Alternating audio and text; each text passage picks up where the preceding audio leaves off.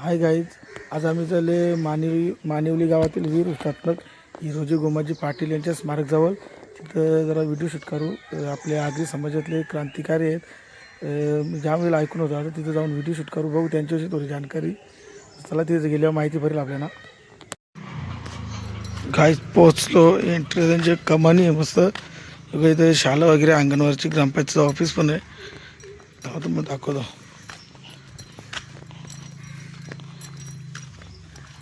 मानिवलीवाले मस्त केले त्यांच्यासाठी स्मारकाची.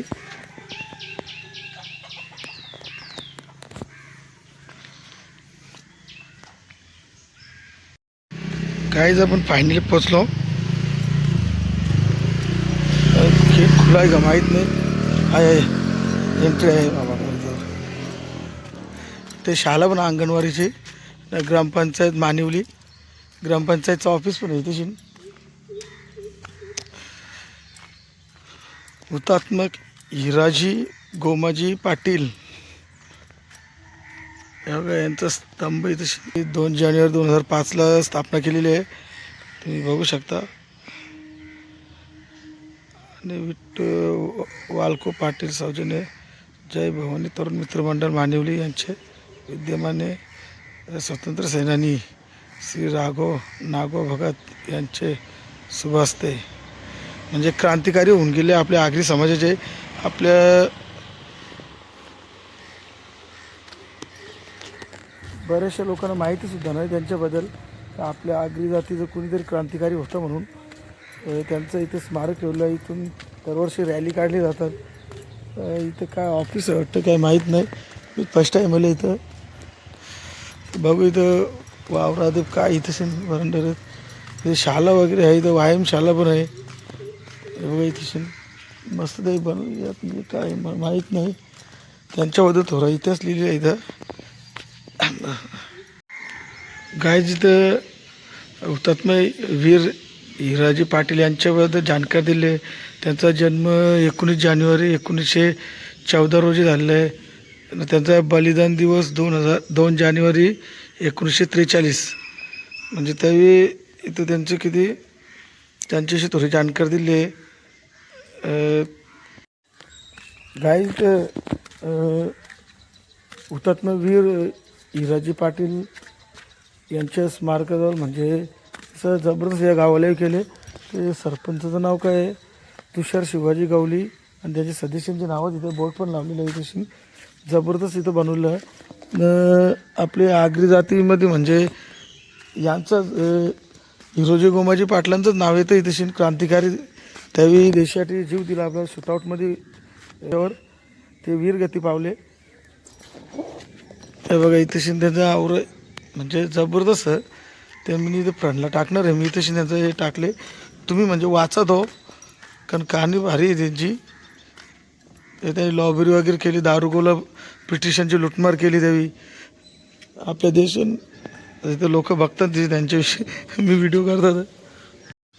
गाईज ते मुरबाड तालुक्यातील सिद्धगड जवळ होते. ब्रिटिशांनी त्यांच्यावर एकदम अंधाधुंद गोळीबार केला आणि त्यांचं शूटआउट झालं इथे. त्यांचं इथे स्मारक दाखवतो मला. ते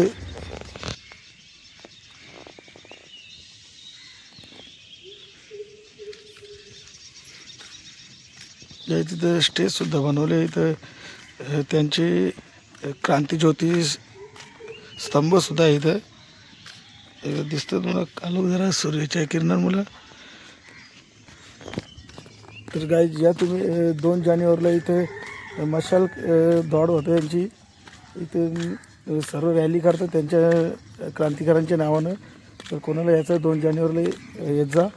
आणि आता बघू आपण तिथे जाणार आहे. तर काय गावामध्ये मुलांना बस येते ना इथे. लांबूनच बघा दृश्य किती भारी वाटतं इथे. आणि पावसाचं वातावरण इथं. इथे गवत वगैरे सर्व काही त्यांच्यासाठी केले इथे स्मारकजवळ.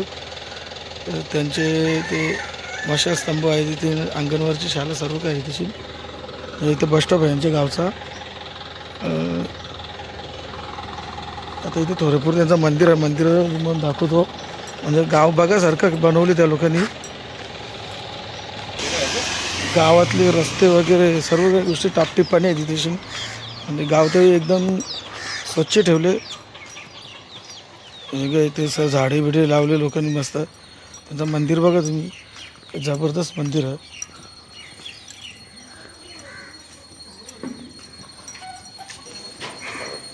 पाठपूजा चालू आहे मंदिरामध्ये.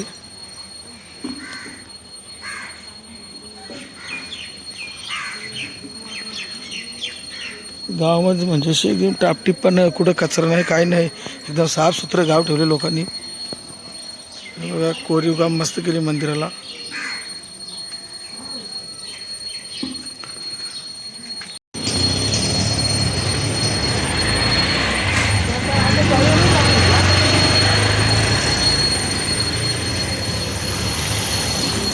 आपल्या गावामध्ये कुठं कचरा दिसत नाही असं काय, रोज एकदम साफसुथरा दिसतं पूर्ण.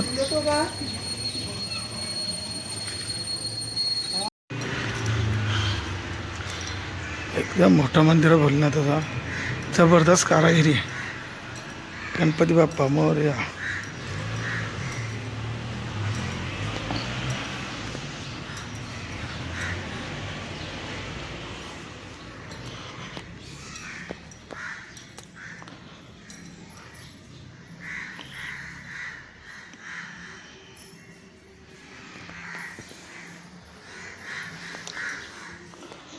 सकाळचं वातावरण एकदम जबरदस्त आहे इथे. मंदिरामध्ये भरपूर जागा पण इथे सगळी सुविधा ठेवल्या. आता आपण जर ते काहीच म्हणजे अख्खं गाव साफसुथरं आहे इथे. कुठं तुम्हाला घाण वगैरे दिसणार नाही. गावाची टापटीपणा जबरदस्त ठेवलेली आहे. तिथले सरपंचांचं एकदम लक्ष आहे गावाकडे, कारण त्यांनी एकदम गावाच्या निर्माणासाठी भरपूर कामं केल्या. तुम्ही व्हिडिओमध्ये बघालच तेवढी मोठी जागामध्ये तेवढे गार्डनसारखं केलं. पूर्ण रोड कॉन्क्रीट आहे तिथे. तुम्ही बघू शकता मंदिराचं बांधकाम बघा तुम्ही, जबरदस्त केलेलं आहे.